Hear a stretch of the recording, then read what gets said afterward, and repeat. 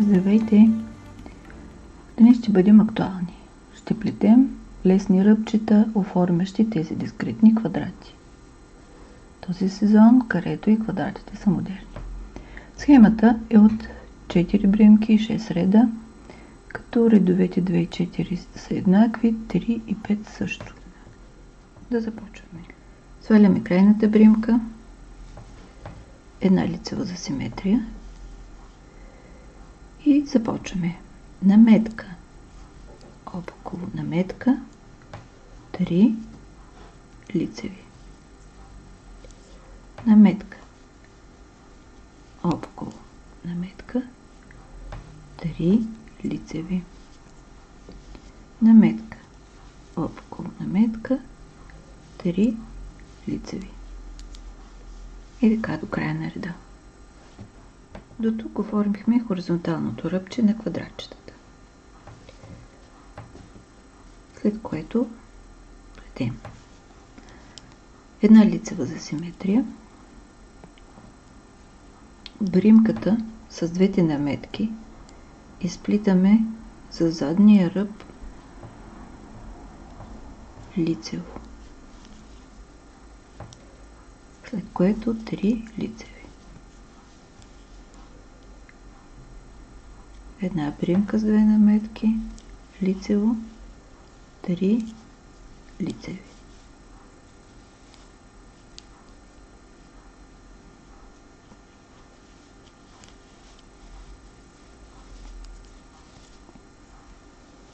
И така до края на реда. Трети ред от опаковата страна.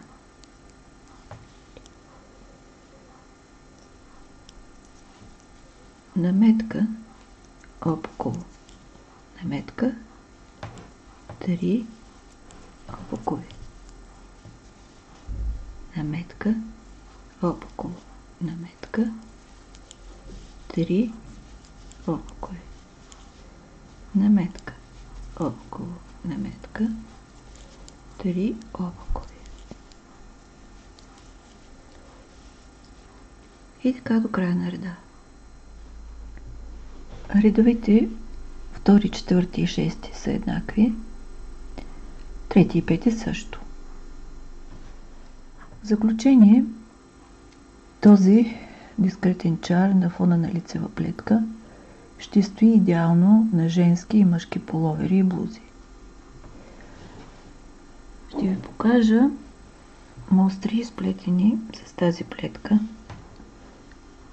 с много дебела прежда, 100% вълна в 100 грама 100 метра. Стои идеално.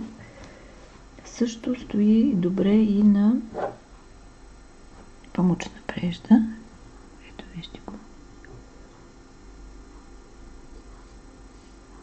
Така че ще е приложимо и за летния сезон. Надявам се, че ви бях полезна. До утре! Благодаря ви, че бяхме заедно. Ако харесвате това видео, натиснете бутон лайк. Абонирайте се за канала и за известията, за да гледате всички мои видеа. Пожелавам ви вдъхновение, плетете с любов и бъдете щастливи. До скоро!